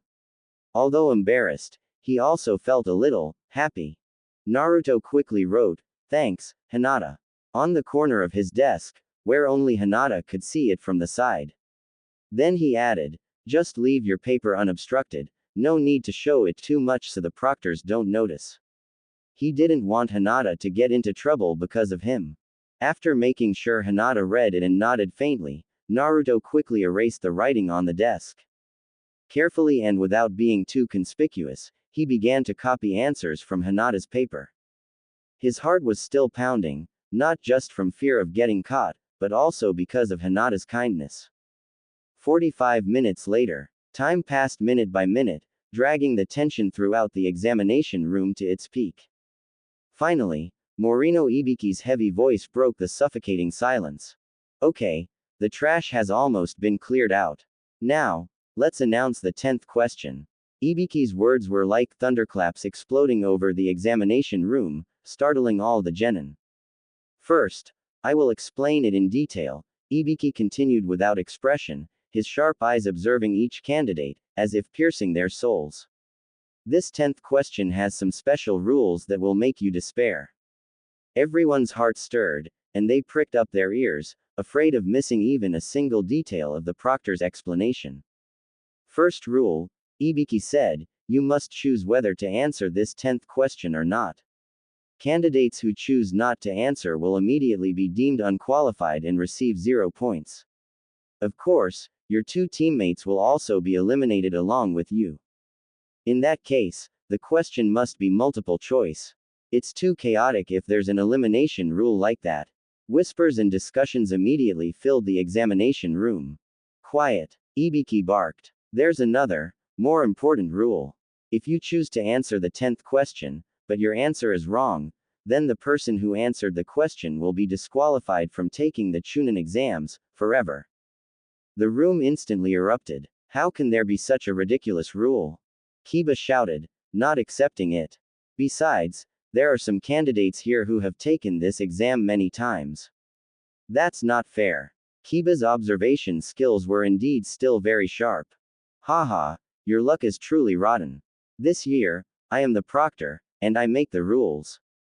Ibiki sneered, a cold smile etched on his scarred face. Besides, I'm also giving you an easy way out. Those who aren't confident in their answers, or are afraid of the consequences, can choose not to answer and try again next year. The choice is yours. The tense atmosphere in the examination room reached its climax, almost suffocating. Each genin weighed the incredibly heavy choice. Now, Ibiki's voice echoed again, for those who do not want to answer question number 10, please raise your hands. After your numbers are recorded, you and your team are welcome to leave this place. The atmosphere in the place was truly tense. Many people were pinning their hopes on this last question, but the risk was too great. One by one, hands began to rise hesitantly, followed by disappointed sighs and heavy footsteps leaving the room. Suddenly, Kankuro, the genin from Sunagakur, stood up and roughly pushed the door open, followed by a proctor who walked out with him. Naruto watched the proctor carefully. Strangely, the proctor seemed mindless and moved like a lifeless doll. You're very lucky, kid. All your efforts playing with puppets behind the scenes weren't in vain, it seems. Ibiki looked at Kankuro with a faint, unreadable smile. So that person was a puppet. Naruto suddenly realized. Kankuro was controlling it from outside to get answers. Clever. Naruto, who had gotten a detailed heads up on the format of this 10th question from Hanani-chan, appeared relatively calm.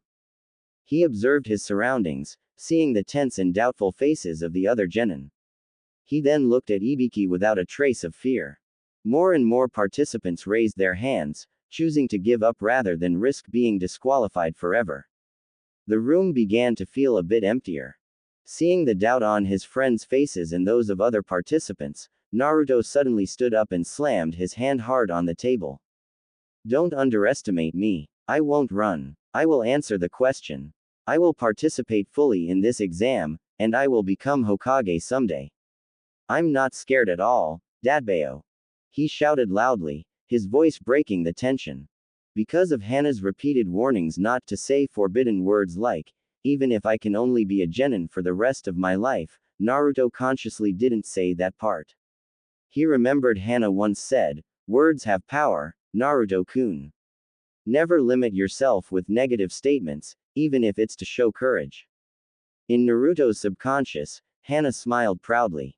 Smart boy. That's my prince. If it weren't for these damn iron bars in the way, I would have made sure you got the warmest kiss and hug from me right now, Naruto-kun. Hana whispered in a coddling tone. The blonde boy's previously serious and determined face immediately flushed slightly upon hearing the praise and enticement from Hanani-chan. I'll ask one more time. Ibiki stared sharply at Naruto, then at all the remaining participants. This is a choice that will sacrifice your entire future as a ninja. So, if you want to give up, do it now. Ibiki continued to apply psychological pressure. I do what I say, and I never go back on my words. That's my ninja way, Naruto said with a firm expression, trying his best to forget the words and embarrassing images Hana had just whispered. However, the image of himself being hugged and kissed by the beautiful Hana Nichan was still hard to erase from his mind, making his cheeks feel even hotter. What an interesting kid. He managed to calm the unease of those around him in an instant. There are still 79 people left. Although there are still many people left, it seems pointless to keep pressing like this, Ibiki thought to himself. He then gave a faint nod to the present proctors. All of you, you've shown extraordinary determination, Ibiki said, his tone slightly softening. In that case, whoever is still here, you all pass the first exam. Ibiki announced the test results with a faint smile. Instantly, everyone in the room was in an uproar. What happened? Why did we all suddenly pass? Then what was the question for the 10th problem? Sakura exclaimed, still in disbelief. Ha ha ha, from the beginning, there was no such thing as a 10th question like that. Ibiki laughed heartily, his laughter echoing. If I may say so, the choice you faced just now was the real 10th question. So the first 9 questions meant nothing at all. Someone protested, unconvinced. Of course, they meant something. Ibiki snapped, his face serious again. The purpose of those first 9 questions was to test each of your intelligence gathering abilities. You had to complete those 9 comprehensive questions by any means necessary. Ibiki explained, in other words, this exam was essentially based on cheating. So, as targets for your cheating, I selected 2 Chunin who knew the correct answers to infiltrate and sit among you. Those who cheated in foolish and easily detectable ways were, of course, immediately eliminated. As for the reason, Ibiki slowly removed his headband, revealing a horrifying array of burned scars and gashes on his head. Information, in missions and on the battlefield, is sometimes more valuable than life itself. Information is something you risk your life to obtain. And information obtained from a third party is not necessarily correct information. Remember this well. Holding wrong information in your hands, and simply believing it, will bring a devastating blow to your teammates and even your village. But we still can't accept that last question. Some people still insisted on protesting about the life and death choice. The 10th question, or rather the 10th choice, was the ultimate goal of this first exam. Ibiki explained patiently. When you become a Chunin, you will lead a team. Do you think you can always avoid dangerous missions? The answer is, of course, impossible. There will be times when you get missions that cannot be refused, no matter how dangerous they are. Being able to show courage to your teammates in critical moments, and having the ability to break through difficulties together, those are the qualifications a Chunin must possess as a unit captain. Ibiki smiled faintly, his gaze no longer intimidating, but full of appreciation. If you are an individual who doesn't even dare to risk your own life for a possibility, and only pins hope on an uncertain future without trying, a coward with a wavering heart and weak will, I don't think such a person is qualified to be a Chunin. All of you here, Ibiki continued, have successfully faced the difficulties you might encounter in the future. You have successfully passed this entrance exam. With this, the first exam is declared over. I wish you all the best in the next exam. Yosha. Naruto leapt for joy, pumping his fist in the air. We did it, Dadbao. Hey, it's still too early to celebrate now. Suddenly a black cloth ball burst in through a broken window, startling everyone. Ibiki deftly dodged. The cloth ball unfurled on the wall, revealing a banner. It read, the proctor for the second exam, Mitarashi Anko, is here. I'm the second exam proctor, Mitarashi Anko. A female ninja in tight brown fishnet attire and an athletic, curvaceous body appeared in a flamboyant style in front of the banner. Her aura felt wild and unpredictable. Alright, kids, no time to relax. Let's go straight to the second exam location. Everyone, follow me. Anko exclaimed with great enthusiasm, as if eager to start the party immediately. Take a look at the atmosphere first, Anko, Ibiki reminded expressionlessly from behind the announcement board still stuck to the wall, mocking Anko's overly enthusiastic behavior. Anko looked at Ibiki slightly embarrassed, then cleared her throat. Ahem. 79 people. Ibiki, a lot of teams passed. You were too lenient on the first exam this year, Enko said, dissatisfied, as she observed the remaining genin. There are many great ninjas this year, Enko, Ibiki replied briefly. HMPH. In that case, for the second exam, I'll make sure the participants are reduced to less than half. Enko became enthusiastic again, a wide grin etched on her face. Quote, we'll discuss the exam details tomorrow. After that, we'll move to the actual exam site. You can ask your respective Jonin sensei about the meeting place and time for tomorrow. Now, dismiss. Training Area 44. The next day, the morning sun had just shone its rays when Team 7 arrived at the location of the second exam, a vast area surrounded by a high fence with one large gate inscribed, Training Area 44, or more notoriously known as the Forest of Death. The air around it felt heavy and full of anticipation. The genin who passed the first exam had gathered, their faces showing various expressions. Mitarashi Anko stood in front of the gate, her wide smile looking a bit insane. All right, brats, listen up, Anko shouted in a loud voice that broke the silence. She explained the rules of the second exam. Each team would be given one scroll, either a heaven scroll or an earth scroll. They had to obtain the matching scroll from another team, by any means necessary, and bring both scrolls to the central tower in the middle of the forest within a 5-day time limit.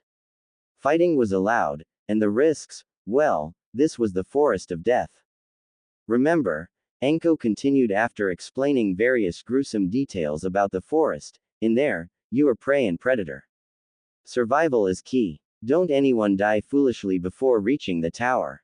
She grinned. All right, I've said everything I need to say. Lastly, I hope everyone can complete this assessment safely. Don't let your lives be lost. Good luck to everyone. The genin's reactions varied. Some looked even more excited and eager to prove themselves, like some teams from other villages who looked thirsty for a fight.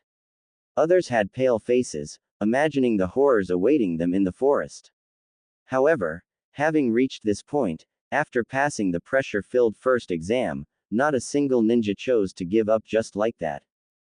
Team 7 stepped up to the registration table, signing consent forms which essentially stated that they were fully responsible for their own fate within the forest. They then received an earth scroll. After that, they walked towards one of the many gates that would open simultaneously, ready to enter the Forest of Death. Sasuke-kun, Naruto, Sakura began with a slightly hesitant voice, holding the earth scroll they had just received. I'll give this scroll to you to keep, Sasuke-kun. Or maybe Naruto can keep it.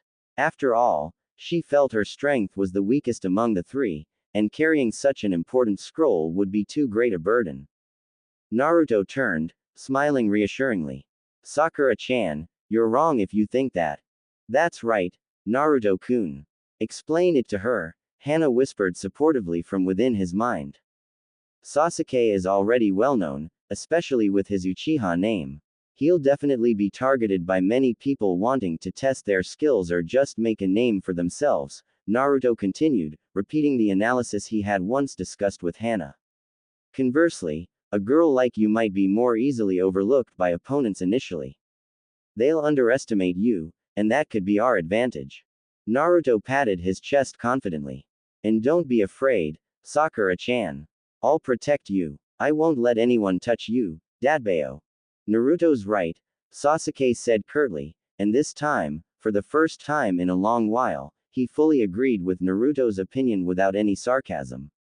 He also realized the logic behind Naruto's words. Making himself a decoy while Sakura carried the scroll could be an effective strategy. Sakura was stunned for a moment hearing her two teammates' words. A warmth spread through her heart. Naruto. Sasuke-kun. Thank you. She gripped the earth scroll tighter, a new determination appearing in her eyes. After the three of them had walked for a while into the damp and dark forest, the sharp whistling sound suddenly broke the silence. Swish, swish, swish. Several kunai shot out from behind the trees. The kunai were quickly and accurately aimed at Sakura, who, based on appearance, indeed looked like the weakest member of the team. After all, she was a girl, and in the view of many traditional ninjas, often considered a weak point. However, before the kunai could reach Sakura, Naruto, with surprising speed, was already standing beside her. Clang, clang. With a single swing of his own kunai, he deflected all the flying kunai to the ground, without Sakura getting hurt in the slightest. His movements were fast and efficient, a result of his intensive physical training. Wow, your reflexes are amazing, yellow brat. But that won't be enough, a hoarse voice sounded. A ninja from a Megakure, Hidden Rain Village, appeared on a nearby tree branch, looking down on the three Konoha genin with a disdainful gaze. Three naughty brats, whoever has that scroll, hand it over nicely. Or you'll regret it, he shouted arrogantly. We'll never hand it over to you, weird uncle. Naruto shouted back, his eyes warily scanning the surroundings, looking for other possible enemies. Sakura and Sasuke also immediately took their stances. If that's the case, then I'll punish you with pain. The rain ninja leapt from the tree and pounced towards the three of them at high speed, kunai drawn. Seeing this, Sasuke immediately activated his Sharingan. I'll take this one, he exclaimed, directly confronting the rain ninja. A battle of taijutsu and shuriken throwing was inevitable. For a while, the fight between them seemed balanced, with Sasuke able to read his opponent's movements thanks to his Sharingan. However, at this moment, two other rain ninjas appeared from different directions, surrounding Naruto and Sakura. Our targets are the girl and the noisy one. One of them shouted. They quickly attacked Sakura and Naruto. Sakura-chan, fall back. Naruto ordered. Let me handle them. Naruto-kun, use Kage Bunshin and your Repusho simultaneously. Overwhelm them. Hana's instructions sounded clearly in his mind. Roger. Hana-nichan. Kage Bunshin no Jutsu. Poof, poof, poof. In an instant, dozens of Narutos appeared, surrounding the two rain ninjas. Take this. Consecutive futon. Repusho. All the Narutos shouted in unison. Dozens of strong gusts of wind shot out from various directions, mercilessly bombarding the two Omegakure ninjas.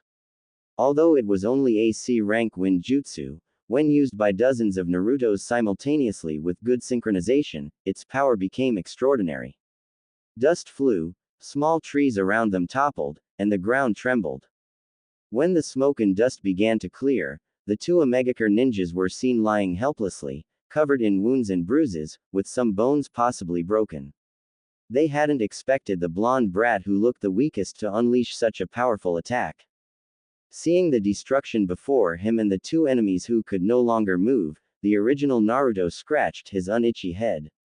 He, it seems. I overdid it. A little, huh? He muttered with his trademark grin. Sasuke, who had just finished defeating his enemy, turned towards Naruto with an incredulous look. Sakura, who hadn't had a chance to do anything because Naruto had already finished off the two Omegakure ninjas attacking her, could only stand silently with her mouth slightly open.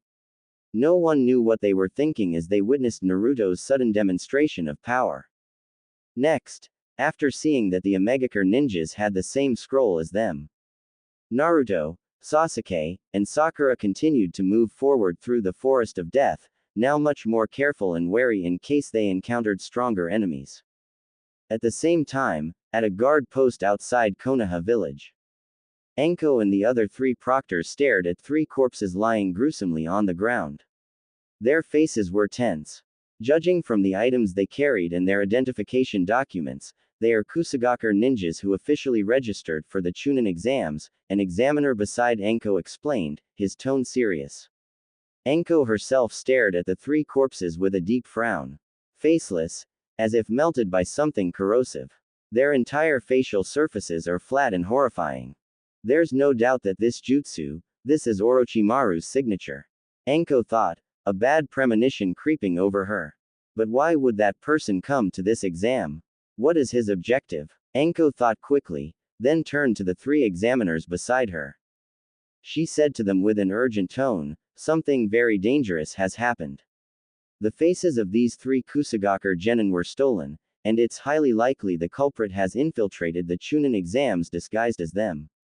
You must immediately inform Hokage-sama and request at least 2 Anbu squads to be on standby and sweep the Forest of Death. I will go in first to investigate the situation and find the intruder. Alright, carry it out immediately. After saying that, several people began to act quickly according to Anko's orders. On the other side of the Forest of Death, Naruto, Sakura, and Sasuke were resting for a moment under a large tree. Suddenly, Naruto stopped chewing his rations and Sasuke also immediately took a wary stance at the same time. Both sensed a strange and threatening presence. Do you feel it too, Naruto? Sasuke asked softly, his eyes narrowed, his Sharingan not yet active but his alertness heightened. Ah, it seems he has ill intentions towards us, Naruto replied in a low voice, his hand already ready to draw a kunai. Hana-ni-chan, this aura is very unpleasant, Naruto whispered inwardly. That's right, Naruto-kun. This aura is filled with something very evil. Be careful. This person is very dangerous, Hana replied, her tone sounding more serious than usual. You guys are really amazing, huh? You got that scroll very quickly, it seems, but unfortunately, their scroll is the same as yours. A female ninja wearing a kusagakure forehead protector slowly emerged from behind the shadows of the trees. Her way of walking was strange, like a snake. She stared at Sasuke's boyish face with an intense gaze full of love. No, it was more like a horrifying obsession. She licked her lips with her tongue that was almost half a meter long, making Naruto, Sakura, and even Sasuke shiver in horror. Of course, the disguised Orochimaru also realized that in their last battle with the Omegakure ninja, these 3 Konoha genin showed great potential, especially Naruto who used Kage Bunshin and his wind jutsu massively. Unfortunately, his only primary target at the moment was Sasuke Uchiha. Orochimaru couldn't wait to leave his mark on Sasuke. At this moment, Orochimaru calmly took out a heaven scroll from under his clothes and showed it to the 3 of them. You're looking for this, right? However, something shocking and disgusting happened next. He actually opened his mouth wide and swallowed the entire heaven scroll in one gulp without hesitation. Then, Orochimaru uttered a few words in a hoarse and cold voice that made their hair stand on end. Let's begin this battle of life and death. Before he finished speaking, a horrifying and tangible killing intent, like a solid substance, suddenly erupted from his body, sweeping around like a raging storm wave, making Naruto, Sakura, and Sasuke find it difficult to breathe. The thick and real killing intent from Orochimaru instantly paralyzed Naruto, Sasuke, and Sakura. Their legs felt rooted to the ground, breath caught in their throats, and their minds were filled with horrifying images of death. Sasuke and Sakura even began to show signs of hallucination due to the immense mental pressure. Naruto-kun, wake up. Hana's voice suddenly sounded loudly in Naruto's mind, like an awakening bell. Simultaneously, a warm and strong flow of chakra from Hana spread throughout Naruto's body. Instantly, the cold and gripping sensation that paralyzed him drastically reduced. The influence of Orochimaru's thick killing intent was successfully broken through. Ha! Ha! Naruto panted, cold sweat drenching his temples. His vision refocused. He saw Sasuke and Sakura still frozen, their faces pale, their eyes showing terror. Without wasting time, Naruto immediately formed hand seals. Kage Bunshin no Jutsu. Poof. Poof. 2 Naruto clones appeared and immediately tapped Sasuke and Sakura's shoulders quite hard. Sasuke. Sakura-chan. Wake up. The physical touch and shout from the clones, coupled with a little chakra Naruto channeled through them, successfully pulled Sasuke and Sakura from Orochimaru's genjutsu and mental pressure. Both of them jolted in shock, their breath ragged. What happened? Sakura asked, still trembling. That monster. His aura. Sasuke clenched his fists, looking at Orochimaru with a mixture of fear and anger. No time to explain. We have to fight him together. The original Naruto exclaimed. Sasuke, let's go. Sasuke nodded. Both of them immediately dashed to attack Orochimaru, who was still standing with a cold smile, as if enjoying their fear. Orochimaru moved with incredible agility, his body slithering and dodging every attack from Naruto and Sasuke like a slippery snake. Damn it, he's so agile, Naruto grumbled while continuing to throw punches. Let's try that combination jutsu, Naruto, Sasuke suggested, his already active Sharingan eyes continuously watching Orochimaru's every move. Kaden. Gokaku no Jutsu. Sasuke took a deep breath and spewed a giant fireball towards Orochimaru. Futon. Repusho. Naruto, who was ready, immediately followed up with a strong gust of wind from his hand, directing and enlarging Sasuke's flames. The combination attack of wind and fire created a massive and hot vortex of fire, shooting towards Orochimaru at high speed. This was a deadly attack for most ninjas. However, Orochimaru just smiled faintly. He formed hand seals quickly. Futon. Daitapa. A gust of wind far more powerful than Naruto's emerged from Orochimaru's mouth, easily splitting and extinguishing Naruto and Sasuke's combined fire and wind attack, even throwing both of them several meters back.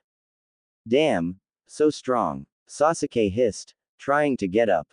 Naruto also felt the vast difference in power. Hana Nichan, this person, he's no match for us. Fufufu, of course not, Naruto-kun, Hana replied with a strangely mischievous tone in the midst of this critical situation.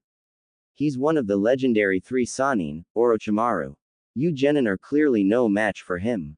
But don't worry, Oni-chan has a plan. What plan? Naruto asked hopefully. It's simple, Hana said lightly. Make 1,000, no, make as many kage bunshin as you can. Spread them throughout this forest of death. Tell them to shout for help to anyone they meet, proctors, Anbu passing by, or if you're lucky, the third Hokage himself. Tell them there's an incredibly strong and dangerous enemy here, this is no longer an ordinary exam. That many. Naruto was shocked. With additional chakra from me, you can definitely do it, Naruto-kun. Create white smoke that billows as high as the sky. Let everyone know there's a big problem here. Naruto didn't hesitate anymore. He focused his chakra, feeling the warm flow of chakra from Hana giving him extra strength. Taju Kage Bunshin no Jutsu. Poof. In an instant, thick white smoke billowed out tremendously, covering an area hundreds of meters around them to a height of tens of meters, momentarily obscuring Orochimaru, Sasuke, and Sakura's vision. When the smoke began to clear a little, the sight was truly extraordinary. Thousands, perhaps tens of thousands, of Naruto figures in their signature orange jackets now filled the forest. They all shouted in unison. Help! There's a strong enemy in this sector. Everyone who hears, come immediately. It's Orochimaru. Orochimaru. The thousands of Naruto Kage Bunshin immediately scattered in all directions like a tidal wave, running through trees and bushes. A small fraction of them, hundreds, stayed behind, trying to buy time against Orochimaru with sporadic attacks. Orochimaru, initially a little surprised by such a massive number of clones, now began to look annoyed. Kyuubi brat, so troublesome. He stuck out his tongue, then formed seals. Kuchio's no Jutsu. A giant snake emerged from the ground, destroying several trees. Simultaneously, thousands of small snakes also crawled out from Orochimaru's sleeves, attacking the crowd of Narutos trying to approach. However, many of Naruto's clones managed to escape the snakes' ambush, scattering who knows where. And what was more annoying for Orochimaru, every time some of those clones had a chance, they would simultaneously unleash the same wind jutsu, Futon, Repusho, creating small windstorms that, while not seriously injuring him, greatly disturbed his concentration. Thousands of blonde-haired teenagers in orange jackets were now truly spreading throughout the forest of death. Some of them had even managed to reach the outskirts of the forest and accidentally encountered some Chunin and Jonin who were patrolling or just passing by. One of Naruto's clones, running the fastest thanks to a little extra push from Hana, managed to meet Anko, who was moving quickly towards the location after examining the 3 Kusagakure genin corpses. Miss Proctor. That Naruto clone shouted. There's great danger in the forest. There's a man, or maybe a woman, who's very strong. He claims to be Orochimaru. Of course, Orochimaru hadn't officially introduced himself, but Naruto was just repeating what Hana instructed him to say. Anko was stunned. Orochimaru. Are you sure, brat? Meanwhile, at the initial battle site, Orochimaru was really starting to get annoyed with this swarm of Narutos. They were endless. Every time he destroyed hundreds of clones with his snakes or jutsus, thousands more seemed to reappear instantly from behind puffs of smoke or trees. He had even lost track of the real Naruto, Sasuke, and Sakura amidst this chaos. His target, Sasuke, was now hiding somewhere.